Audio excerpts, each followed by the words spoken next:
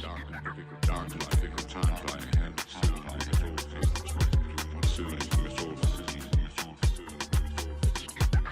the choice between what is right and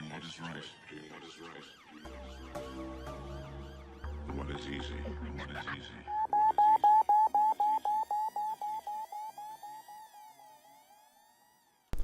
A report in the Metro has been sent to me by one of the subscribers on WhatsApp this afternoon, which is Mr. Pat Reports, but I wanted to share it with you still.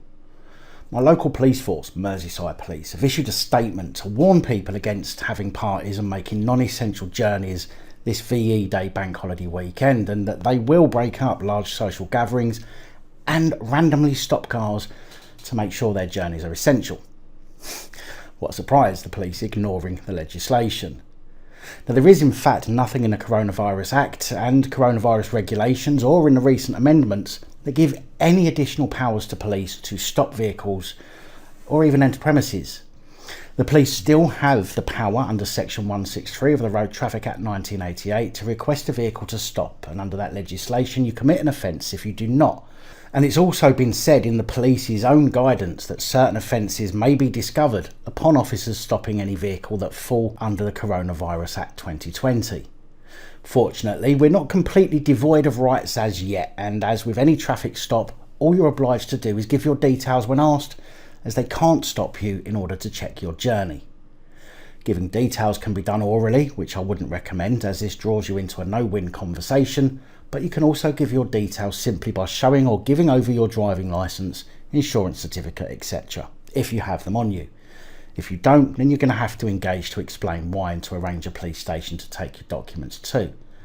However, this opens you up again to a no-win conversation.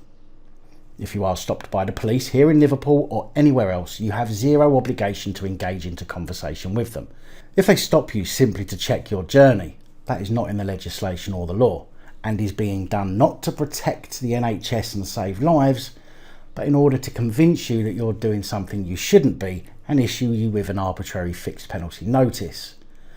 The police may well threaten you with arrest, but unless all of your details and your vehicle you're driving are in good order, then they cannot lawfully or morally arrest you for simply not talking to them. I'm not suggesting that everyone goes out now and takes the piss, obviously, use your common sense, but also remember your rights.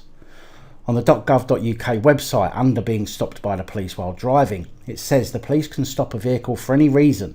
If they ask you to stop, you should always pull over when it is safe to do so. You're breaking the law if you do not stop. If you're stopped, the police can ask to see your driving licence, insurance certificate, MOT certificate. If you do not have these documents with you, you have 7 days to take them to a police station. You're breaking the law if you do not show your requested documents within 7 days. The police can also give you an on-the-spot fixed penalty notice for many minor offences and make you take a breath test in certain circumstances. You can also have your vehicle seized if you're stopped on suspicion of driving without insurance or for some other offences. But there's nothing there about engaging in any conversations or friendly chats for that matter. But be warned, they will try and intimate that they can smell alcohol or drugs or saw you moving in your car, which they're going to suggest was you acting suspiciously, simply in order to get you out of your vehicle so they can engage you in conversation, as it's used as a method that makes you think, I'd rather tell them where I'm going than be searched and held up. But it's a regular tactic and is simply an underhanded way of getting you to forgo your rights under threat of further action. And I think what pisses me off the most about this is that Chief Inspector Chris Johin, whatever, from Merseyside Police has said many thousands of people made sacrifices in order to protect us during World War II, so the very least we can do is listen to the government when they ask us to stay indoors. We know that VE Day is an opportunity to remember the people who made the ultimate sacrifice for us, but we want to ensure that people still keep themselves and others safe. Maybe you should remember those who made the ultimate sacrifice to keep us from a National Socialist rule, because your actions are showing that you simply don't care about those who died. Please remember why the restrictions are in place, he said, and use this time at home this bank holiday weekend to do things together as a family. Maybe you should remember the legislation and advice are two very different things, and your job is not to enforce it. Advice, that is. People should not be using the bank holiday as an excuse to hold a party. unless with members of their own household, to go out or visit or socialise with friends and family, or congregate in groups on beaches or in parks or beauty spots. Now, I can't say I disagree with this statement per se, but remember, these examples are for when you are in a group of more than 2 people. If you and one other decide to do any of those things, that is not prohibited by the regulations.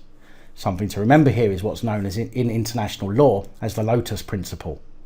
Everything which is not forbidden is allowed. It's a constitutional principle found in the English common law. We know that the vast majority of the public across Merseyside are heeding the government advice and only going out for essential reasons, he said, but we also know that there are still some people who continue to flout the regulations. Just as we know many people flouting their power and making arbitrary arrests and issuing fixed penalty notices.